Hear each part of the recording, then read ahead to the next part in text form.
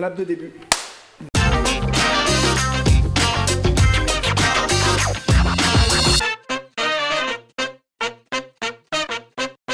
Si vous étiez une affiche de film. Blow up. Allons enfants. Si vous étiez une couleur. Noir. Bleu. Si vous étiez une romance. Compliqué la question. Je sais pas. C'est l'heure et Lula. Julie Jim. Ok. Si vous étiez un film d'action. Oh là là. C'est ton truc en plus, les films d'action. Bah oui, je l'ai jamais vu de ma vie. Allez, Hit. Hit. Si vous étiez une bande originale. Une bande originale. Il y en a tellement. Peut-être celle de Jesse James de Nick Cave. Si vous étiez un genre cinématographique. Documentaire. Si vous étiez un personnage de dessin animé. Tintin. Milou. Si vous étiez un objet sur un tournage. Une caméra. Une perche.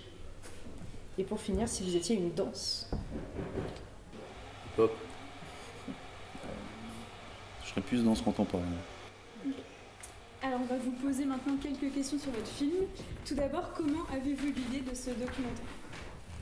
Alors c'est une copine journaliste qui est ancienne élève de Turgot, qui par hasard a appris que le lycée Turgot avait ouvert une section hip-hop. Donc ça l'a un petit peu interrogée parce qu'elle y était il y a quelques années quand il n'y avait pas encore de hip-hop. Elle a découvert cette section, elle a découvert les élèves, elle a découvert David, le professeur qu'on voit dans le film. Et on a déjeuné par hasard avec elle quelques jours après. Elle nous a parlé de ce projet pédagogique. On s'est jeté dessus en se disant que c'est pas possible que quelqu'un n'ait rien fait. Donc on a regardé un peu, il n'y avait eu aucun film, aucun reportage, rien. Donc on a vite rencontré tout le monde en disant on veut faire ce film. Donc ça a démarré très vite. Et quand est-ce que vous avez tourné ce film? Parce qu'on s'est fait la réflexion, quoi, il n'y avait pas de masque, rien. On l'a tourné juste avant le Covid, en 2018, si mes souvenirs sont bons, 2018-2019. Voilà, on a eu beaucoup de chance parce que si on l'avait tourné l'année d'après, le tournage aurait été interrompu. Parce que forcément, pour des raisons qu'on connaît, ils n'ont pas pu ni danser, ni faire de cours de sport, ni de danse. Voilà. Et combien de temps a duré le tournage? 1 an. Et alors, comment s'est passée votre intégration avec les lycéens? Assez facilement. D'une part, on a fait un casting avec les premiers entretiens de début d'année, qui sont d'ailleurs au début du film. Ensuite, on leur a expliqué le projet. C'est des jeunes qui rêvent d'être danseurs, donc ils rêvent aussi de notoriété. Donc certains ont imaginé que ce serait peut-être un tremplin pour leur carrière. Et puis c'est une génération qui est habituée à l'iPhone, aux stories, à se filmer et à partager leurs images, ce qui fait que la caméra n'a pas du tout été un problème et elle a été adoptée tout de suite. Alors pourquoi avez-vous filmé les élèves de seconde et de terminale et non de première?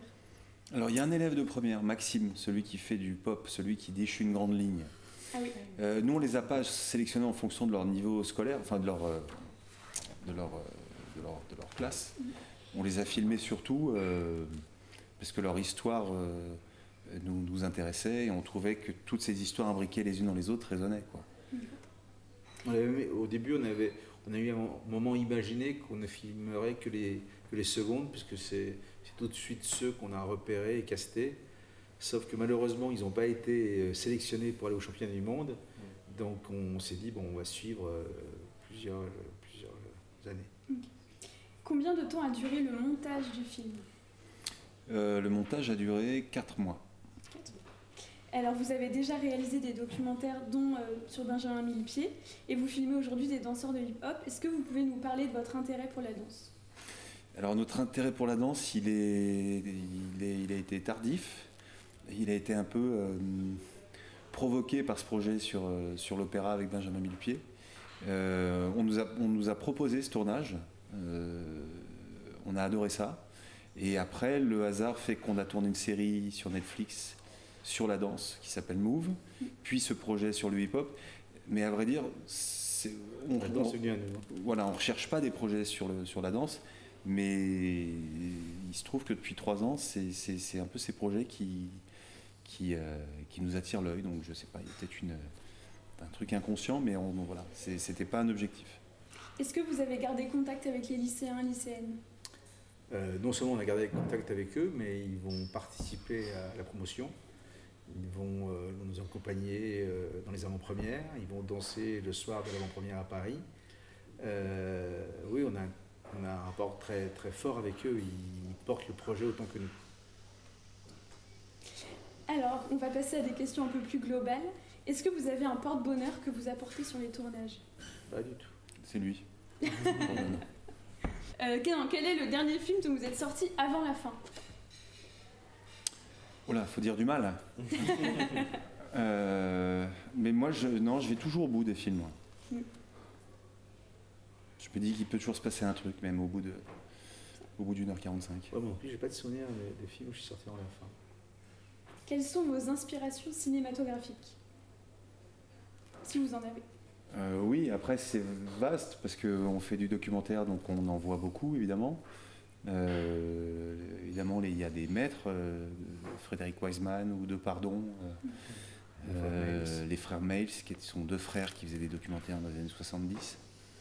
Mais après, voilà, on se nourrit aussi beaucoup de fiction. Je ne pourrais pas dire spécialement Non, on regarde un peu de tout. Voilà. Et pour finir, est-ce que vous auriez un mot pour définir les rencontres du Sud? C'est de la promo, ça. On n'a pas de mots parce qu'on n'a pas de mots, mais moi, c'est la deuxième fois que je viens. C'est assez excitant, en fait, de montrer son travail à des gens qui programment et parce que c'est des pros. Donc, d'un seul coup, à travers leur regard et leur intérêt et leurs applaudissements, on devine la potentialité de notre film. Donc c'est pas des avant-premières comme les autres, c'est assez pro et ça c'est assez intéressant pour nous. Et puis au-delà des pros, un projet comme ça, c'est presque 3 ans de nos vies. Alors c'est pas 3 ans 24 heures sur 24, mais en tout cas c'est entre le moment où le projet naît et aujourd'hui il se passe 3 ans. Et forcément quand on tourne, quand on est en montage, on se demande si ce qui nous fait rire fera rire les gens, si ce qui nous émeut va émouvoir les gens. Et on a fait des projets, mais qui sont des projections, qui sont des projections techniques ou des projections équipes. Là, c'est l'occasion de confronter pour la première fois notre travail au regard du public. Donc c'est très excitant. Ouais. Mais super, merci beaucoup Merci. d'avoir répondu à nos questions. Je vous en prie.